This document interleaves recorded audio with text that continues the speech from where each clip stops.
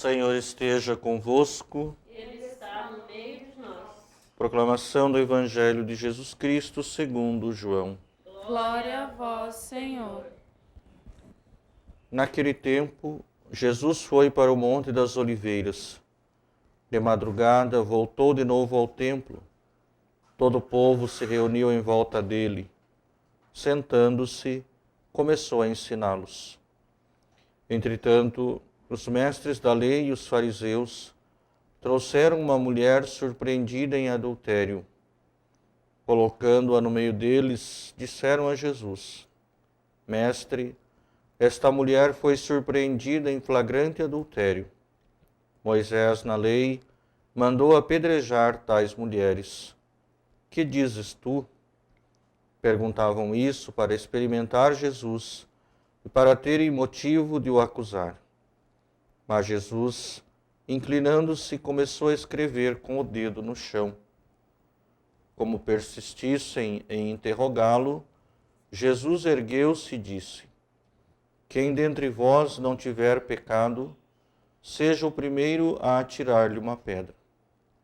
E tornando a inclinar-se, continuou a escrever no chão. E eles, ouvindo o que Jesus falou, foram saindo um, a começar pelos mais velhos. E Jesus ficou sozinho com a mulher que estava lá no meio, em pé. Então Jesus se levantou e disse: Mulher, onde estão eles? Ninguém te condenou? Ela respondeu: Ninguém, Senhor. Então Jesus lhe disse: Eu também não te condeno. Podes ir e de agora em diante não peques mais. Palavra da salvação. Glória a vós, Senhor. Queridos irmãos e irmãs, celebrando a Eucaristia nesta quinta semana do tempo da Quaresma, segunda-feira da quinta semana. A última semana, antes de iniciarmos a semana principal da Quaresma, que começaremos no próximo domingo com os ramos, para terminarmos lá no outro domingo com a Páscoa. Nesta última semana do tempo da Quaresma, esta última semana antes do domingo de Ramos, nós percebemos a importância de nós mantermos a nossa fé no Deus que é justo. As leituras de hoje, elas nos ajudam a perceber essa presença de um Deus ao nosso lado. Um Deus que não permite a prática da injustiça. Um Deus que espera de nós a vivência correta da lei, a vivência correta dos mandamentos, para que Ele mesmo possa ser o nosso primeiro intercessor, aquele que nos liberta das mãos do mal e dos injustos.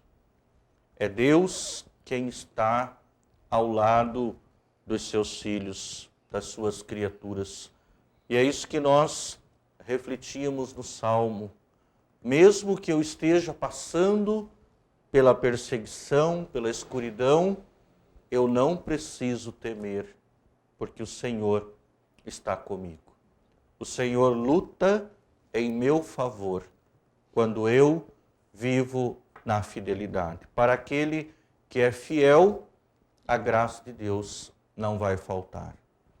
Primeira leitura, nós ouvimos o momento em que uma jovem chamada Susana, ela estava prestes a ser condenada. E Deus, na pessoa de um jovem chamado Daniel, ajuda com que essa moça pudesse ter um julgamento correto, um julgamento verdadeiro. Perceba a ação de Deus na prática da justiça. Duas pessoas idosos, vai dizer o texto, queriam matar aquela moça a partir de um testemunho mentiroso. Veja, irmão e irmã, quanto nós hoje corremos o risco de condenar o próximo, de condenar os nossos irmãos e irmãs a partir de convicções pessoais. Quem nunca ouviu alguém dizendo fulano vive no pecado, aquela fulana ela não vive corretamente, aquele outro precisa se confessar ou aquele outro não está vivendo na prática da igreja. Olhos que condenam, mentalidades que não se aplicam à palavra misericordiosa de Jesus. É claro que nós precisamos caminhar dentro da lei, dos mandamentos, isso é importante e é isso que nos dá a nossa segurança. Porém, vai dizer Jesus no Evangelho, não julgues para que tu não sejas julgado, porque com a mesma medida com que vós medirdes o teu próximo, vós também sereis medidos.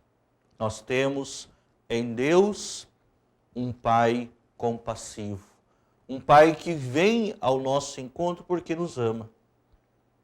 Não um Deus que tolera tudo, que releva tudo, um Deus que age com atitudes de relevar os nossos erros. Não é esse o caminho. Mas, acima de tudo, um Deus que não nos julga, que não nos condena. É a mesma construção literária que nós vemos no evangelista João, quando ele mostra esta ação de Jesus que olha para o ser humano. Vai dizer, Jesus, essa mulher, ela não é tão diferente do que todos os que aqui estão. Disse Jesus àqueles homens que levaram a mulher para ser apedrejada, quem não tiver pecado, seja o primeiro a atirar-lhe uma pedra. Veja, irmão e irmã, a importância que todos nós precisamos ter, a importância que nós precisamos dar à atitude de misericórdia. Jesus olha para o ser humano, Jesus olha para o homem, olha para a mulher, não a partir dos seus pecados, dos seus erros, não a partir das nossas faltas. Nós temos em Jesus aquele que nos olha com misericórdia, olha para o ser humano, para a pessoa, como o potencial para o bem e para a graça de Deus. E aí Jesus termina o Evangelho dizendo, se ninguém te condenou, também eu não te condeno. O processo de conversão, de mudança de vida, Jesus dá a missão àquela mulher, não voltes a pecar. Veja, a graça de Deus, ela é abundante sobre nós. Quando nós vivemos na fidelidade, o perdão de Deus nos leva a vivermos a graça do perdão, afastando-nos do mal, buscando viver uma vida mais justa e mais santa. Esse período em que nós estamos vivendo, esse período de quaresma, e este ano uma quaresma diferente, talvez não prevista por cada um de nós, a quaresma, a quarentena, chamados a permanecer em nossos lares, a evitar grandes aglomerações. É preciso, irmão e irmã, que nós aproveitemos essa última semana, essas 2 semanas antes da Páscoa, para que juntos, no silêncio, lá no recôndito do nosso lar, possamos, de fato, buscar ouvir a voz de Deus. Nós estamos numa sociedade que fala muito, que se move muito, que caminha muito, que fala muito alto. É preciso que esta quaresma possa ser para nós, o que nos resta desse tempo, um período de fato de retiro, um período de silêncio, onde em nossas casas, quase que forçados pela circunstância, nós possamos de fato aproveitar esse tempo para ouvir Deus falar em nosso coração. Que o Senhor venha ao encontro de cada um de nós, de nossas famílias, pela graça, pela fé, nos liberte deste tempo de pandemia, de sofrimento, de enfermidade. Que essa Eucaristia seja para nós o primeiro passo na busca do reconhecimento de um Deus que caminha ao nosso lado e na justiça, na verdade, nos mantém em pé, sem medos, sem insegurança, mas seguros na mão de um Deus que cuida de nós.